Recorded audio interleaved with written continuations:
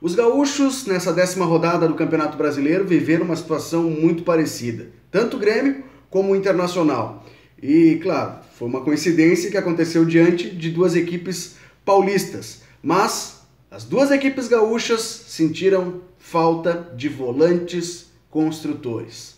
O problema do Internacional já é um pouco mais antigo, né? Aconteceu na terça-feira, no estádio do Morumbi, contra o São Paulo. Se a gente for analisar apenas o jogo, o duelo que acabou em 0-0, até que o Inter esteve ligeiramente um pouco melhor que a equipe comandada pelo técnico Diego Aguirre, poderia ter saído com uma vitória, o Odair Helma até falou em gostinho de vitória por parte do Colorado, né? Mas não foi um jogo tecnicamente bom de se assistir, não. Foi um jogo muito brigado, até porque o São Paulo tem um modelo de jogo muito semelhante ao Internacional, de que primeiro se defende para depois contra-atacar, né? Joga no erro do adversário, atrás da linha da bola. E não tem como principal virtude a troca de passes. Basta a gente avaliar o que foi esse jogo no Morumbi. 50% de posse de bola para cada lado, jogo equilibrado. As duas equipes disputando muito a bola, utilizando muito o valor físico dos seus atletas. O Inter trocou mais passes que o São Paulo. 336 contra 317 da equipe paulista. Agora vem o principal ponto de observação. Assim vem jogando o Internacional, num 4-1-4-1. O São Paulo bloqueou toda a saída de bola do Internacional num 4-2-3-1, né? Então, dessa forma, os dois volantes batiam de frente com os volantes construtores, Patrick e Edenilson. No meio-campo, um articulador batia de frente com o Charles. Os extremas impediam o avanço dos laterais e aqui na frente o Diego Souza segurava os zagueiros. Então, de certa forma, toda a saída de bola do Inter ficava impedida. O Inter já tem uma certa dificuldade de sair jogando e construir pelo meio, mais uma vez dependeu do lado do campo, do avanço de Zeca, lateral direito, que está se mostrando uma ótima contratação. O Zeca foi o jogador do Inter que mais acertou passes na partida, 45 passes certos.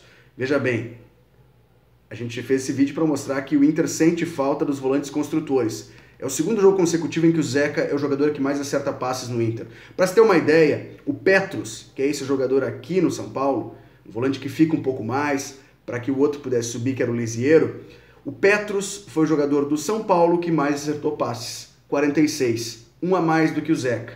Então, o Inter trocou mais passes que o São Paulo, mas o jogador do Inter que mais acertou passes, mesmo assim, acertou um a menos do que o jogador que mais acertou passes do São Paulo e que, não coincidentemente, é um volante. Agora, repito, o Inter foi ligeiramente melhor que o São Paulo e, quem sabe, só não conseguiu sair com a vitória, não foi por azar ou por falha ofensiva, porque o Potker e o Damião não se entendem, não. É porque tem dificuldade de construir pelo meio. O Odair Helma reconheceu isso na sua entrevista e disse que na parada para a Copa do Mundo vai tentar fazer com que o time evolua. Na defesa, vai muito bem, obrigado. Não levou gols em 6 rodadas das 10 que disputou no Brasileirão, mas também do meio para frente não veio funcionando e também passou 6 rodadas sem balançar as redes do adversário. Agora vamos falar do Grêmio, esqueça que os botões aqui são vermelhos e vamos falar um pouco sobre o Grêmio, que atua no seu tradicional modelo tático 4-2-3-1. Rapidinho aqui vamos bolar então o Grêmio no 4-2-3-1 e o Grêmio que recebeu na sua casa, na Arena do Grêmio, o Palmeiras, né? E o Renato vinha reclamando muito das equipes que se retrancavam contra o Grêmio. Queria uma equipe que atacasse, desse espaço, jogasse de peito aberto de igual para igual. Foi o que o Palmeiras fez. O Palmeiras do Roger foi para cima do Grêmio. E aí, por que o Grêmio dessa vez não conseguiu superar e até acabou sendo derrotado por esse Palmeiras? O Roger é o fiador desse modelo tático, não do sistema, do modelo de jogo do Grêmio. Ele sabe muito bem as virtudes e os defeitos. E acabou, na entrevista explicada por ele, marcando a saída de bola, porque reconheceu que com Arthur e Maicon era ali que saía o jogo do Grêmio. Então a ideia do Roger foi, vou marcar a saída de bola desses dois.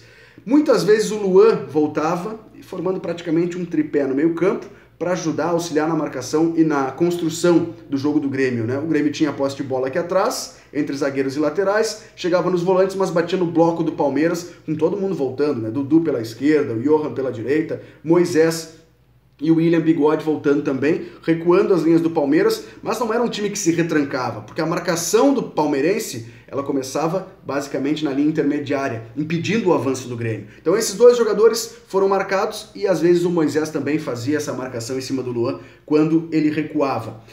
Vamos analisar os números do jogo então. e aí a coincidência, 50% de posse de bola para cada um. O Grêmio trocou mais passes que o Palmeiras, 366 contra 346 passes da equipe paulista. E agora vem a parte que vale a gente se debruçar. O jogador que mais acertou passes no Grêmio, no jogo, foi Arthur, 49 passes certos. O segundo foi Luan, 46 passes certos. O terceiro foi Maicon, 43 passes certos. O detalhe é, Maicon jogou apenas o primeiro tempo. Então, disparado, o Maicon foi o jogador que mais tocou na bola na primeira etapa. Quando ele sente dores e é substituído, o Jailson entra no seu lugar. O Jailson jogou só o segundo tempo. O Jailson acertou 21 passes. Ou seja, menos da metade do que o Maicon fez em um tempo, o Jailson fez no segundo. E a partir da saída do Maicon, então, e a entrada do Jailson, é que o Grêmio começa a perder a sua qualidade da construção ofensiva. O Palmeiras começa a dominar o meio-campo. E aí toma de vez o meio-campo quando o Arthur, que está voltando de lesão, acabou sendo substituído por Tony Anderson, um jogador um pouco mais ofensivo. Tony Anderson entrou nos 10 minutos finais, mas em 10 minutos só acertou 4 passes. Números muito distantes do Arthur. E com a entrada desse jogador, o Grêmio, que teoricamente deveria ser mais ofensivo, com jogadores abertos pelas pontas, PP, de velocidade, Everton, Tony Anderson e Luan construindo por dentro, o André esperando lá na área, perdeu essa zona aqui, o meio-campo. E foi aqui que o Palmeiras já vinha se fechando, deu checkmate no Grêmio, lançando a bola em velocidade pelos lados do campo, para o Dudu e também para o William Bigode. E é claro, tem o lado positivo, o Palmeiras soube ser mais eficiente do que o Grêmio. O Palmeiras foi melhor que o Grêmio, é verdade. E o Renato falou sobre isso na entrevista coletiva. Mas acho muito simplista resumir somente a isso. O Palmeiras fez o gol e o Grêmio não. Acho que tem que entender um pouco mais o jogo. Aonde o Grêmio perdeu essa partida? Justamente na saída dos seus 2 volantes construtores. O que é o grande mérito desse time do Grêmio, que sim, foi arquitetado pelo Roger. E o Roger, que arquitetou e pensou esse Grêmio, ajudou a brecar um pouco mais. E aí serve de alerta para o Grêmio, né? Porque são pistas para que os próximos adversários possam executar essa missão. Para o jogo dos volantes gremistas, para o jogo do Grêmio. Tá certo, gente? Um abraço.